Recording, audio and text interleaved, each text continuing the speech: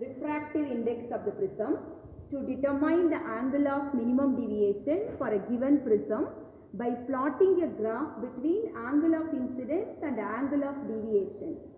Actually, prism is two refracting surfaces, two triangular bases and three rectangular surfaces are inclined. That is only actually a prism. In that prism, if the incident ray is parallel to the base of the prism, in that cases the angle I and angle E are equal. This is only called as the angle of minimum deviation. So, to find the angle of minimum deviation by plotting a graph between angle of incident and angle of deviation, now we are going to find out. For this, the required materials are drawing board, white sheet, sharp pencil and prism, scale. First we have to fix the white paper on this drawing board.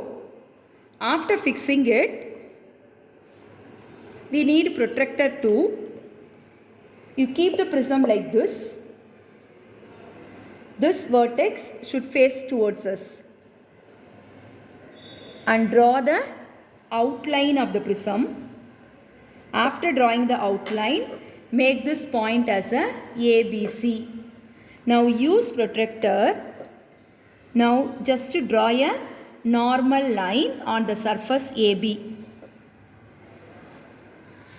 It should not be the middle of AB, just not in the exact middle, just over that you have to draw one normal line.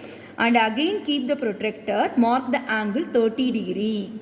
You just see this line must be on the normal line. From 0 to 30 you mark a line.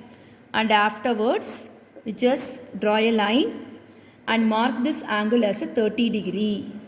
Now make this line as a PQ. Make this line as a PQ. This is my incident ray. On the incident ray, you fix the two pins. The distance between the two pins must be 3 to 4 centimeter. After fixing the two pins, you keep the prism again and note down the image. Just to catch the image of the two pins on this side and fix the two pins again.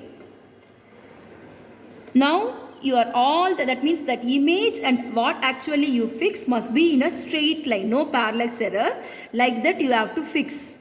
Now mark the pins as a 1, 2, 3 and 4. Now remove this. Afterwards take out all the pins. Now extend this your incident ray and mark that 3 and 4. It makes some angle. That angle you can measure now.